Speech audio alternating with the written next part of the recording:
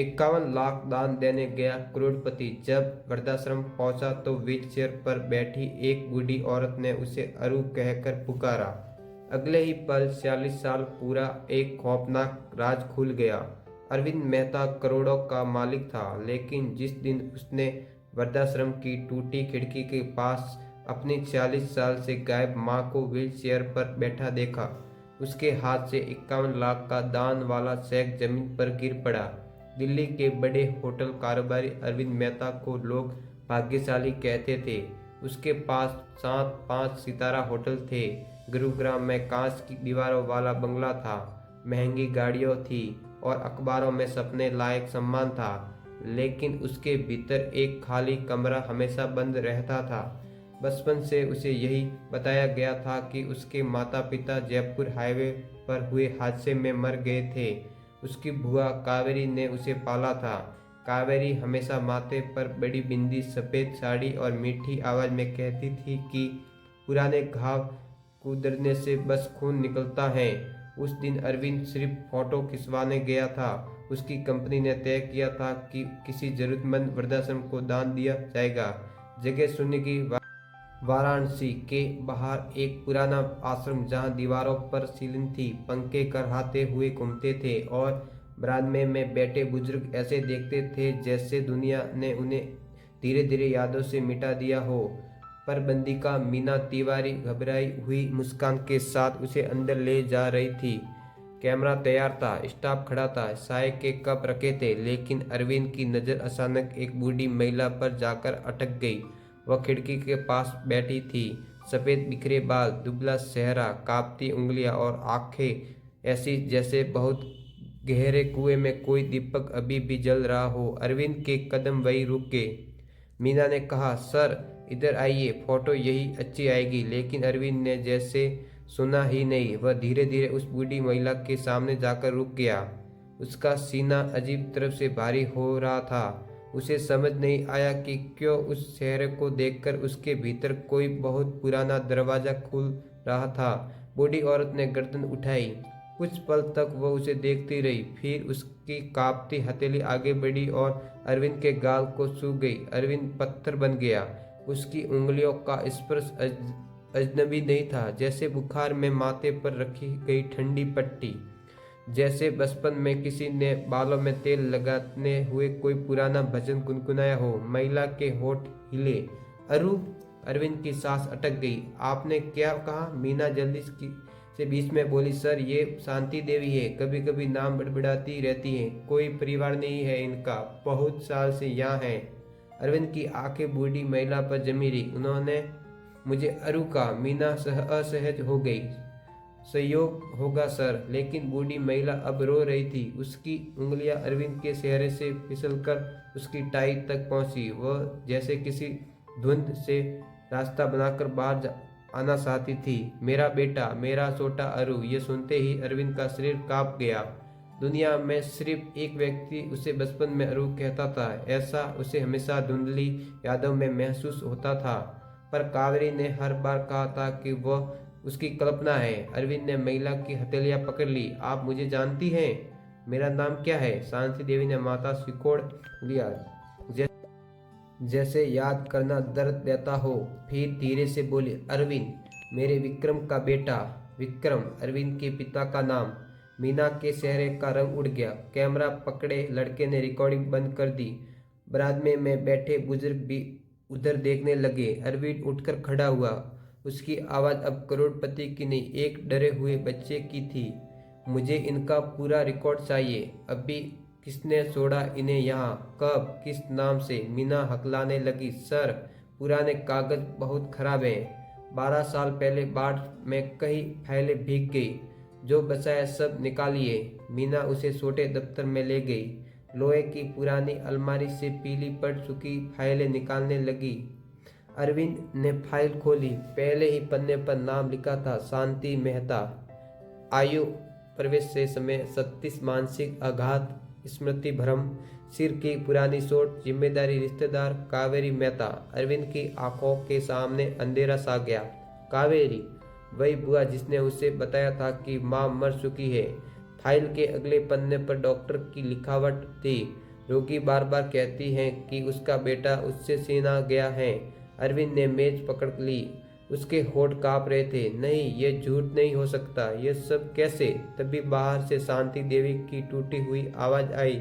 कावेरी ने कहा था, तू मुझसे डर जाएगा। अरविंद पलटा। शांति देवी दरवाजे पर नहीं थी। फिर भी उसकी आवाज ने उसे पूरे कमरे को चीर दिया था। उसने फाइल सीने से लगाई और वापस बरामदे में भागा। उसकी आंखें लाल थी। माँ, अगर आप मेरी माँ हैं तो मैं आपको यहाँ से ले जाऊंगा, लेकिन पहले मुझे सच जानना होगा। शांति देवी ने उसका हाथ कसकर पकड़ लिया। और बस एक शब्द का, संदूक। अरविंद झुक गया। कौन सा संदूक? शांति देवी की आंखों में अचानक डर उतर आया। कावेरी का नीला संदूक, उसमें मेरा खून बंद है। अरविंद के कानों में बस एक ही शब्द गूंज रहा था, नीला संदूक। उसने अपनी माँ शांति देवी को कांपता हुआ हाथ कसकर पकड़ लिया। माँ, उसमें क्या है? शांति देवी की आंखों में अचानक ऐसा डर उतर आया जैसे 40 साल पुराना कोई तूफान फिर लौट आया हो। उनके होठ कांपे। सच, तुम्हारे पिता का सच और मेरी बर्बादी का सबूत। अरविंद का दिल जोर जोर से धड़कने लगा। उसने तुरंत अपने मैनेजर को फोन लगाया। आज ही दिल्ली चलना है, अभी। कैमरे, दान का चेक, मीडिया, सब कुछ वही छूट गया। उसके लिए अब 51 लाख का दान मायने नहीं रखता था। उसकी पूरी दुनिया एक व्हीलचेयर पर बैठी उस माँ में सिमट गई, उस जिसे वो 40 साल से मरा हुआ मानता आया था। दिल्ली पहुँचते पहुँचते रात के 11 बज चुके थे। गुरुग्राम के उस आलीशान बंगले में आज पहली बार अरविंद को घुटन महसूस हो रही थी। हर दीवार जैसे उससे झूठ बोल रही थी। बुआ कावेरी ड्राइंग रूम में बैठी थी। माथे पर वही बड़ी लाल बिंदी, चेहरे पर वही मीठी मुस्कान। अरे अरविंद बेटा, इतनी रात गए? और ये महिला कौन है? अरविंद की आंखें खून सी लाल थी।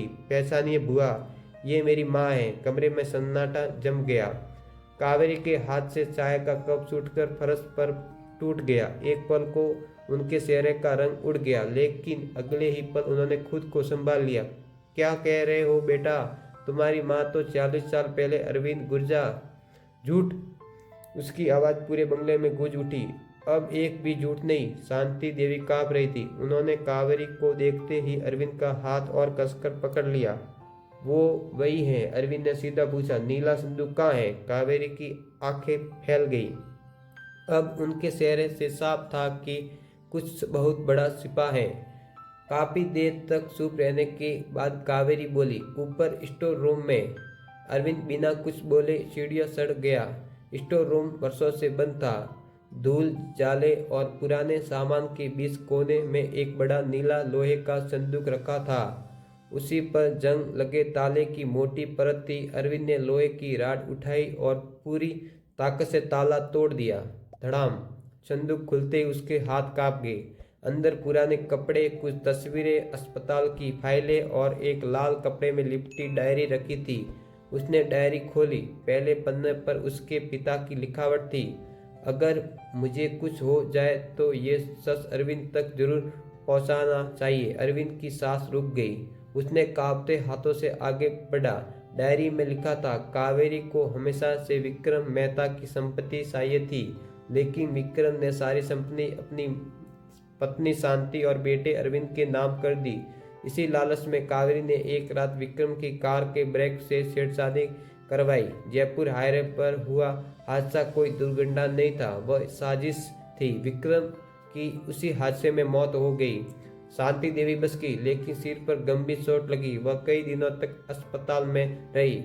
उसी दौरान कावेरी ने 5 साल के अरविंद को उनमें अलग कर दिया। सबको बता दिया कि माँ बाप दोनों मर गए और शांति देवी को मानसिक रूप से स्थिति बताकर वृद्धाश्रम भिजवा दिया। अरविंद की आंखों से आंसू बहने लगे। उसके हाथों से डायरी गिर गई। मेरे पापा की हत्या? नीचे से कावेरी की आवाज आई। मैंने जो किया तुम्हारे लिए किया। अरविंद नीचे भागा। मेरे लिए? मेरी माँ मुझसे छीन लिया, मेरे पिता को मरवा दिया। कावेरी भी रोने लगी, लेकिन उनकी आवाज में पछतावा कम, डर ज्यादा था। मैंने सोचा था सब मेरा होगा, फिर तुझे अपना बेटा बनाकर सब संभाल लूंगी। अरविंद ने पहली बार अपनी बुआ को ऐसे देखा जैसे सामने कोई अपना नहीं अपराधी खड़ा हो। शांति देवी फूट फूट कर रो पड़ी। मेरा बच्चा 40 साल। अरविंद घुटनों के बल माँ के सामने बैठ गया। उसने माँ का हाथ अपने माथे से लगाया। माँ, मैं आ गया। अब कोई हमें अलग नहीं करेगा। उसी रात अरविंद ने पुलिस को फोन किया। कावेरी को गिरफ्तार कर लिया गया। जाते जाते कावेरी ने एक बात कही, अरविंद, एक सच और है, तुम्हारे पिता की मौत मैं अकेली नहीं थी। अरविंद ठिठक गया। क्या मतलब? कावेरी ने धीमे से कहा, तुम्हारे पिता का सबसे भरोसेमंद बिजनेसमैन पार्टनर भी शामिल था। अरविंद की आंखें फैल गई क्योंकि वह पार्टनर कोई और नहीं, उसकी कंपनी का वर्तमान सीईओ राजीव मल्होत्रा था और वह अभी भी उसकी करोड़ों की संपत्ति संभाल रहा था। कावेरी की बात सुनते ही अरविंद के पैरों तले जमीन खिसक गई। राजीव, उसके होठ सूख गए। राजीव मल्होत्रा सिर्फ कंपनी का सीईओ नहीं था बल्कि पिछले 15 साल से उसका सबसे भरोसेमंद इंसान था। हर बड़ा फैसला वही लेता था। हर दस्तावेज, हर संपत्ति, हर होटल की फाइल उसके हाथों से गुजरती थी। अरविंद की आंखों के सामने अचानक कई पुराने दृश्य घूमने लगे। कई बार जब उसने अपने पिता के पुराने बिजनेस के बारे में पूछना चाहा तो राजीव ने बात टाल दी थी। कई फाइलें हमेशा गुम हो जाती थी। कुछ पुराने कर्मचारियों को बिना वजह निकाल दिया गया था। अब सब कुछ एक एक करके समझ आने लगा। उसी रात अरविंद सीधे कंपनी के मुख्य दफ्तर पहुंचा। रात के 2 बजे थे। पूरा ऑफिस खाली था लेकिन सीईओ के केबिन में लाइट जल रही थी। राजीव अंदर बैठा लैपटॉप पर कुछ दस्तावेज देख रहा था। अरविंद को देखते ही वह चौंक गया। सर, इतनी रात? अरविंद ने बिना कुछ कहे पिता की डायरी उसकी टेबल पर फेंक दी। राजीव का चेहरा पीला पड़ गया। ये आपको कहाँ मिली? अरविंद की आवाज बर्फ जैसी ठंडी थी। वही जहाँ मेरी माँ को 40 साल तक सड़ने के लिए छोड़ दिया गया था। राजीव कुछ पल चुप रहा, फिर उसकी आंखों में अजीब सी कठोरता उतर आई। तो आखिर सच सामने आ ही गया। अरविंद का दिल बैठ गया। मतलब ये सब सच है? राजीव कुर्सी से उठकर खिड़की के पास चला गया। नीचे चेयर की रोशनी चमक रही थी। हाँ अरविंद, तुम्हारे पिता ने मुझे अपने बिजनेस से बाहर करने का फैसला कर लिया था। मैंने ही कावेरी को समझाया था कि अगर विक्रम हट जाए तो हम सब कुछ हमारे हाथ में आ सकता है। अरविंद की मुट्ठियां भींच गई। तुमने मेरे पिता को मरवा दिया। राजीव ने ठंडी हंसी हंसी। बिजनेस में रिश्ते नहीं, सिर्फ मौके होते हैं। ये सुनते ही अरविंद का गुस्सा फट पड़ा।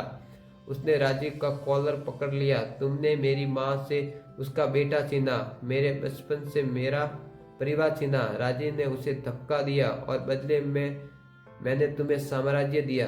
तभी पीछे से पुलिस की आवाज आई। मिस्टर राजीव मल्होत्रा, आप गिरफ्तार हैं। राजीव पलटा। दरवाजे पर पुलिस खड़ी थी। अरविंद पहले ही सबूत लेकर पुलिस को खबर कर चुका था। डायरी, अस्पताल रिकॉर्ड, पुराने बैंक ट्रांजैक्शन और ब्रेक छेड़छाड़ी की रिपोर्ट, सब कुछ सामने आ चुका था। राजीव के चेहरे पर पहली बार डर साफ दिखा। जाते जाते वह अरविंद को देखकर बोला, साम्राज्य बचा लेना क्योंकि उसकी नींव खून पर रखी गई है। कुछ दिनों बाद अरविंद अपनी माँ को उसी वृद्धाश्रम लेकर गया।